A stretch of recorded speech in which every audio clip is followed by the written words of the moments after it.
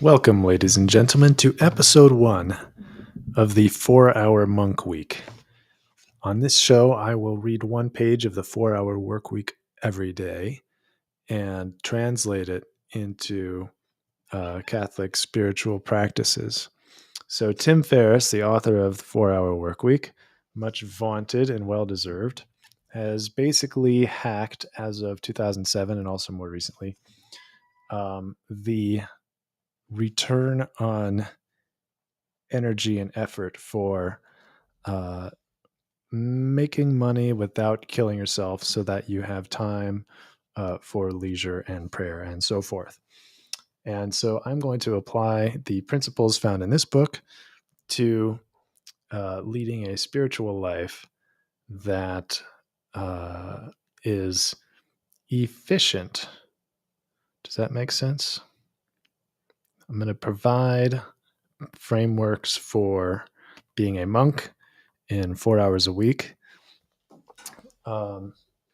Maybe not literally, but in the sense that your spiritual efforts will bear as much fruit as they possibly can, just like Tim teaches business people how to make your business efforts bear as much fruit as they possibly can by doing things in an efficient, effective, clever way. So let us begin. Chapter 1, Cautions and Comparisons. How to burn $1 million a night.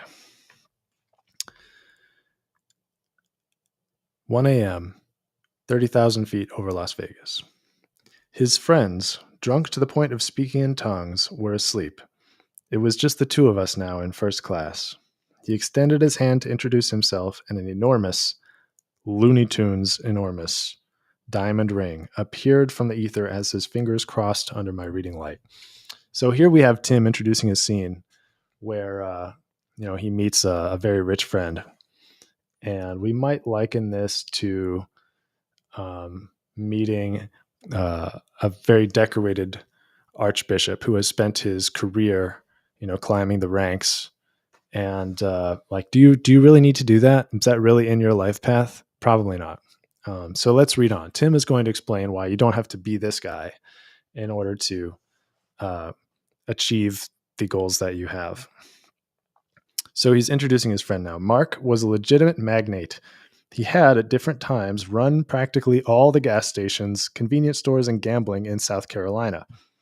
He confessed with a half smile that at an average trip to Sin City, he and his fellow weekend warriors might lose an average of $500,000 to $1 million each.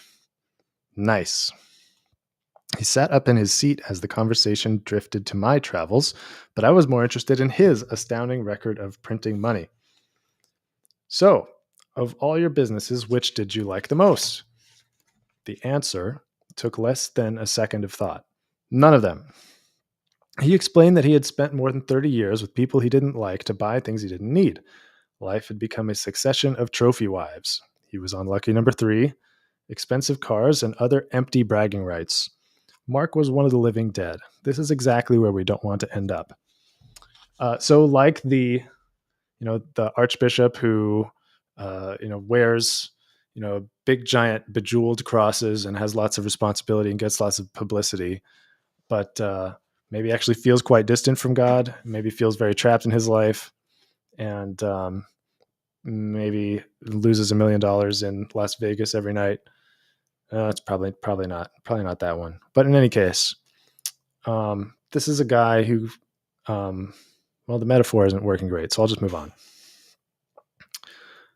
So, what makes the difference? What separates the new rich, characterized by options, from the deferrers, those who save it all for the end, meaning retirement, only to find that life has passed them by? It begins at the beginning. The new rich can be separated from the crowd based on their goals, which reflect very different priorities and life philosophies. Note how subtle differences in wording completely change that. This is not really working.